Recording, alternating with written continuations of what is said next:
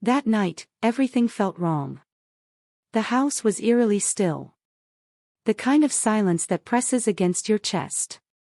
I was in the kitchen cleaning up after dinner when I felt him watching me. Mason stood there in the doorway, his small figure barely outlined by the dim hallway light, his eyes locked on mine with an intensity one had never seen before. Slowly, he crossed the room and sat down beside me. His presence unnervingly close. Then, in a voice so soft it was almost a breath, he whispered 3 words that shattered the peace and opened a door I wasn't ready to face. The evening had unfolded like any other. Mason had come home from school, his backpack slung carelessly over his shoulder, his shoes scattered across the floor as usual. He had been distant lately, quiet, introspective. But I didn't think much of it. After all, he was growing up. Boys go through phases, right? It was normal. At least, that's what I told myself. But something in the air that night felt different. I finished the dinner dishes in the kitchen, lost in the rhythmic motion of scrubbing and rinsing. The hum of the refrigerator was the only sound, the clink of the plates in the sink like a constant reminder that time was ticking away. Mason had barely said a word after dinner, retreating to his room as soon as he was done. I knew I should check in on him, ask him about his day, but the exhaustion of the week was starting to weigh on me.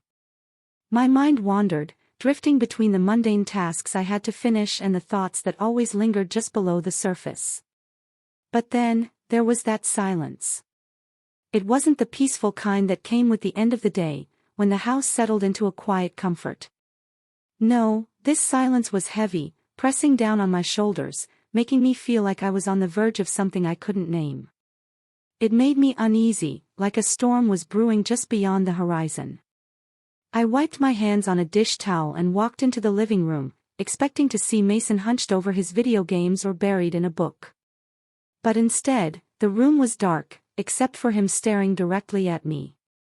For a moment, time seemed to freeze. I could feel my heart pick up speed, a subtle pressure building in my chest. Mason had always been the more reserved of my 2 children. But this was different.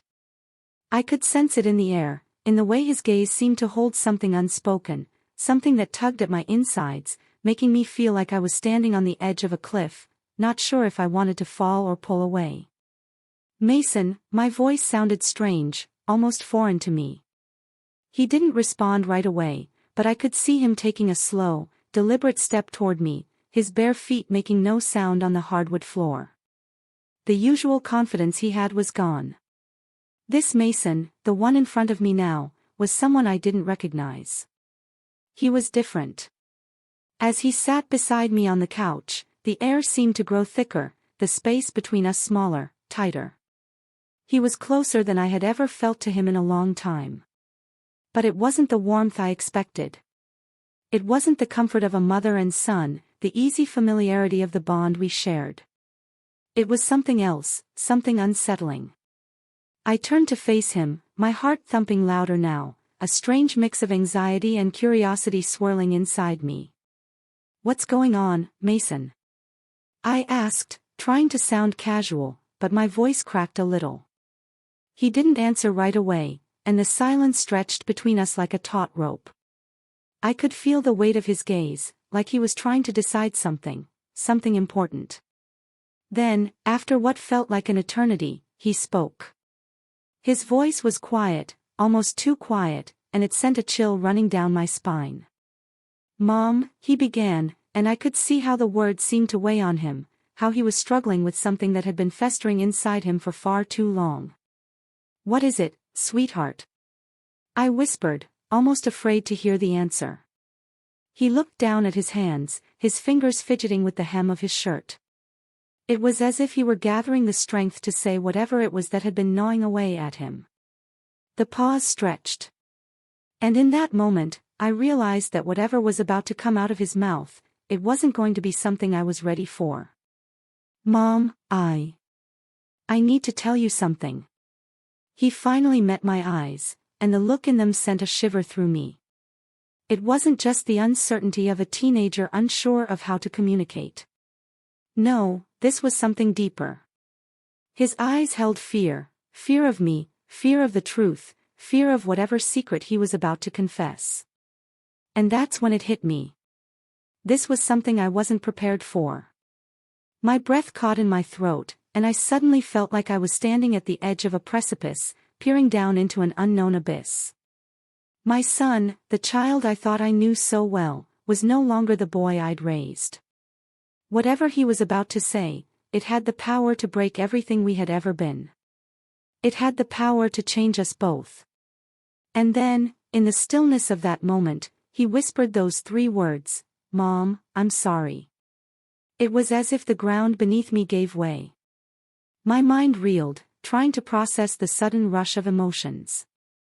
Sorry for what? Sorry for being distant. Sorry for shutting me out. I had no idea what he meant, and the lack of clarity made everything feel more intense, more overwhelming. I wanted to ask him, to demand an explanation, but something in his expression told me that the words he'd just spoken were only the tip of the iceberg. My heart raced, my thoughts scattered in 1,000 different directions. The silence that followed felt suffocating. I could feel the weight of those 3 words pressing down on me, shattering the sense of safety I had built around myself, around our family. Mason's apology didn't feel like just a simple confession. It felt like the beginning of something much larger, something I wasn't ready to face. "What do you mean, Mason?" My voice trembled, but I couldn't stop it. The fear that had settled deep in my chest now bubbled to the surface, mixing with confusion and a deep, aching dread. And then, with a slight tremor in his voice, he spoke again, his words coming out in a rush, as if he couldn't hold them in any longer. "I didn't mean to, but it's true, and I can't take it back." He stopped, looking away, his eyes searching for something in the room that wasn't there. The air felt thick, too thick to breathe. I could feel the walls closing in around us, the space between us shrinking with every passing second. And then, like the calm before a storm, the silence returned, heavier than before. What Mason was telling me, whatever confession lay just beneath the surface, was only the beginning. I wasn't ready for this. I wasn't ready to hear the truth. But more than anything, I wasn't ready to change the way I saw my son. And yet, I knew, deep down, that this moment, this night, would mark the end of everything I thought I knew. I could feel my heart pounding in my chest as I sat frozen on the couch, staring at my son. His words, those 3 simple words, were hanging in the air, thick with the weight of something I had yet to understand. I had always prided myself on being a good mother, on knowing my children better than anyone else. But now, I realized how wrong I had been. I didn't know him as well as I thought. "Mason," my voice was barely a whisper. The word felt foreign on my tongue, like a plea for something I couldn't grasp. He didn't look at me, his gaze fixed on the floor, his fingers twisting nervously in his lap. I could tell that he was battling something inside, trying to find the right words. But it was clear that whatever he was going to say next, it would tear the fabric of our reality apart. "I don't know how to explain it," he murmured, his voice trembling. "I didn't mean for it to happen, but it did, and I can't pretend it didn't." My mind was reeling. 1,000 scenarios flashed through my head, each one more terrifying than the last. What had he done? What was he confessing? I wanted to reach out to him, to hold him, to tell him that everything would be okay. But my hand remained frozen at my side. I didn't know what to believe anymore. "Mason, please, talk to me." My words felt desperate now, pleading. I needed him to open up, to explain himself. The silence between us felt unbearable, like a chasm that no amount of words could fill. He took a deep breath, his hands shaking. "It was after the camping trip last month," he began, his voice barely audible. "I didn't tell you everything that happened. I didn't want to hurt you, but now I have to." I felt my stomach twist. The camping trip. He had gone with his friends and their families, including his best friend's older sister, Harper. I hadn't thought much of it at the time. I had trusted him, believed that he was just another teenager experiencing life, making memories. But now, with each word that came from his mouth, the pieces of the puzzle began to fall into place in a way I wasn't prepared for. I don't know how to say this, Mom, but Harper, she kissed me, he continued, his voice cracking under the weight of his confession. It wasn't just a quick kiss either. It felt real, and I didn't stop it. My breath caught in my throat. Harper, his best friend's older sister. I couldn't wrap my mind around it. I had known Harper for years. She had always been kind, respectful, like a daughter I never had. But this was something I hadn't expected. My mind raced to process what he was telling me. Mason, my son, had kissed her, and worse, he didn't stop it. But you were just experimenting, right?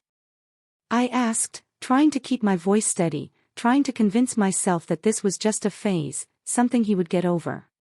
I needed to believe that, or I would lose my mind. Mason shook his head, his eyes filled with guilt. It wasn't just that, Mom. It felt different. I didn't know what it meant, but I couldn't stop thinking about it, about her. And that scared me, because I didn't want to feel that way. I didn't know how to respond. I couldn't wrap my head around this new version of Mason. The boy I thought I knew so well had just revealed a part of himself that felt like a stranger. And now, I was left to pick up the pieces of a reality that felt shattered, like a mirror broken into 1,000 fragments. He continued, his voice lower now, barely above a whisper. I've been thinking about it ever since. I didn't want to tell you, Mom. I didn't want to disappoint you, but I couldn't keep it inside anymore. I felt the weight of his words settle on me like a lead blanket. There was something so raw in the way he was confessing, something that spoke to the fear and shame he was carrying. As much as I wanted to be angry, to shout, to demand answers, I knew that I couldn't. He was my son, and this was the moment where I had to decide who I was going to be in his life, what kind of mother I would be. Mason, I finally managed, my voice trembling. I don't know what to say. This is so much to take in. I know, he said quietly, his eyes filled with tears. I didn't want to hurt you, Mom. I didn't want to hurt anyone, but I couldn't stop thinking about her, and I didn't know what it meant, and I was scared. His vulnerability cut through me like a knife. I could feel his pain, his confusion. He wasn't just telling me about a kiss, he was revealing a part of himself he didn't understand, a part of him that was still figuring out who he was, what he wanted, and how to navigate the confusing maze of emotions that came with growing up. I took a deep breath, trying to find my grounding in the chaos of my emotions. Mason, this is a lot, but I need you to understand something. What you did, it doesn't define who you are. You're not a bad person, but this is important. Relationships, boundaries, they matter, and you need to learn how to respect both your feelings and others' feelings. He nodded, tears now streaming down his face. I know, Mom. I didn't mean to hurt anyone. I just didn't know what to do. I pulled him into a tight embrace, feeling the weight of everything he had just shared. He was still my son, the same boy I had held in my arms when he was a baby, the same boy I had watched grow up and become someone I barely recognized. But in that moment, as I held him close, I knew that this was a turning point for both of us. You're going to make mistakes, Mason, I whispered, my voice breaking. But that doesn't mean I'm going to give up on you. We're going to figure this out together. You're not alone. He nodded against me, his body trembling in my arms. I'm so sorry, Mom. I don't know how to fix it. I kissed the top of his head, my heart heavy with the knowledge that our relationship had shifted in ways I wasn't prepared for. But as I held him, I knew one thing for certain. We would face this together. It wasn't going to be easy, but we would find our way through it. And maybe, just maybe, this was the moment that would shape the man he was becoming. Don't worry about fixing anything right now, Mason, I said softly. We'll take it one step at a time. Just promise me you'll always be honest with me, no matter how hard it is. I promise, Mom. His voice was thick with emotion, and for a moment, I wondered if he truly understood what he was promising. But I knew that we had reached a new chapter, one where honesty and understanding would be the foundation of everything moving forward. As we sat there together, the weight of his confession still heavy in the air, I realized something important. No matter how difficult the truth was, no matter how painful the journey would be, this was my son, and as his mother, it was my job to support him, to guide him, and to love him through it all. Even if the path ahead was uncertain, I knew we would face it together, stronger than before. The room felt suffocating, like the air itself had become thick with everything unsaid. Mason sat next to me, but it felt as though an ocean separated us now. His confession, those 3 simple words, echoed in my mind, replaying over and over again. I kissed her. A part of me wanted to scream, to lash out, to ask how this had happened, why it had happened. But I knew, deep down, that the anger wouldn't help. The confusion, the hurt, the betrayal had all tangled together in my chest like a knot I couldn't undo. I looked at him, trying to make sense of what I had just learned. My son, my sweet, innocent son, had kissed someone, and not just anyone, Harper. I had known Harper since she was a child, had watched her grow up. She was like family to me.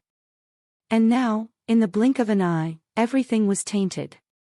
It wasn't just a kiss. It was the beginning of something complicated, something I couldn't quite grasp. Why? I asked, the words slipping out before I could stop it. Why didn't you tell me sooner? Why wait until now? Mason's eyes darted around the room, avoiding mine. He was trembling, his fingers clenched so tightly that his knuckles were white. I didn't want to hurt you, Mom, he muttered, his voice barely audible. I didn't want to disappoint you. I didn't even know what it meant at first, but it felt wrong to hide it. The vulnerability in his voice hit me harder than I expected. It wasn't just guilt I heard, it was shame, and that scared me more than anything. I had seen that look before, on my own face, in moments when I had to confront parts of myself that were too difficult to accept. I leaned back against the couch, my mind racing. What now? The question played in my mind like a broken record. He was my son, my child. And yet, in this moment, I didn't know him. I didn't know what he had become. The boy I thought I understood, the one who came to me for advice, who laughed at my corny jokes, seemed to have disappeared, replaced by someone I didn't recognize. A part of me longed for the simplicity of the past, when everything was clear-cut, when I could hold on to the illusion that everything was fine. But nothing felt fine now. Nothing would ever be the same again. I reached out, my hand hovering over his, unsure of what to do. I wanted to comfort him, to tell him everything would be okay, but I knew that was a lie. It wouldn't be okay. Not immediately. There were too many things left unsaid, too many wounds to heal. Do you regret it? The question came out almost instinctively. I wasn't sure what I wanted him to say. Part of me wanted him to admit that it had been a mistake, that it wasn't anything more than a moment of weakness. But deep down, I knew it wasn't that simple. Relationships, emotions, feelings, they didn't work like that. And maybe this wasn't about regret. Maybe this was about him figuring out who he was. Mason took a long time to answer, his eyes lost in the distance. I don't know, he whispered. I don't know if it was a mistake or if it was just me finally realizing something about myself. The weight of his words crashed over me. Realizing something about himself. What did that mean? Was this the beginning of something bigger, a new part of him emerging that he wasn't ready to understand? Or was this a passing phase, something that would fade as quickly as it had come? I looked at him, my heart aching with the knowledge that there was so much more I had yet to uncover. As much as I wanted to shield him, to protect him from the mistakes I had made, I knew that wasn't my job anymore. He was no longer that little boy who needed my guidance for every step. He was becoming someone else, someone with his own desires, his own struggles, his own identity. I felt my stomach twist in knots. So what now, Mason? What happens now? His gaze flickered to mine, and for a moment, I saw the boy I used to know, the one who still needed his mother. But the uncertainty in his eyes was undeniable. I don't know, he admitted softly. I don't know what happens now, but I can't keep pretending nothing's changed. I can't just forget about it. I swallowed hard, the lump in my throat making it difficult to speak. Could I forget about it? The thought felt foreign, almost impossible. How could I ever forget that my son had crossed a line I didn't even know existed? How could I ever pretend that things were normal after hearing those words? Mason, I don't know how to fix this, I said, my voice breaking. I don't know how to make this okay. I want to be there for you, but I don't know how to make sense of all of this. I don't know if I can ever look at Harper the same way again. The pain in his eyes deepened, and I realized just how much this was eating him up inside. He was hurting too. My anger, my fear, my shock, they were all legitimate feelings, but they couldn't overshadow the fact that my son was suffering too. I didn't want to hurt her, he whispered, his voice thick with emotion. I didn't want to hurt anyone, especially not you. I didn't mean for any of this to happen. The depth of his regret tore at my heart. It was clear that he was as lost as I was, struggling to understand the consequences of his actions, wrestling with feelings he wasn't ready to face. And I, his mother, was sitting here, trying to make sense of it all. But maybe, just maybe, that was the key. I didn't have to make sense of it right now. I didn't have to have all the answers. I took a deep breath, trying to steady myself. Mason, we're going to work through this. I don't have all the answers, but I'm here for you. We're going to figure this out together. He looked at me, his eyes filled with something between relief and doubt. Do you really mean that? I nodded, my voice soft but firm. Yes, we'll figure this out. But it's going to take time, and it's going to hurt. But we'll do it together. And as I spoke those words, I realized something. The pain, the uncertainty, the fear, it was all a part of growing up, for both of us. We didn't have to have all the answers right away, but for the first time in a long time, we were facing this uncertainty together. The days that followed were quiet, filled with long, introspective silences. Mason and I spoke less, but in the few words we exchanged, there was an unspoken understanding. I wasn't sure what the future held, but I had come to accept that we couldn't rush this healing process. It would take time for both of us to process, to forgive, and to rebuild what had been fractured. I watched my son one evening as he sat on the porch, looking out into the fading sunlight. His face no longer held the same confusion, though the pain was still there, lingering in the depths of his eyes. I sat beside him, our shoulders brushing ever so slightly. Neither of us spoke. But the comfort in the stillness was enough. You're not alone, I whispered after a while, the words slipping out like a quiet promise. Mason didn't answer right away, but he didn't need to. His hand found mine, and for a moment, we sat together in shared silence, letting the weight of the past few days settle. It wasn't perfect. It wasn't easy, but we had a chance to heal. And that was enough for now. In that moment, I realized that no matter the pain, no matter the uncertainty, the bond between us could never truly break. It would bend. It would stretch. But it would always hold strong, because love, even in its most fragile form, had a way of guiding us back to each other.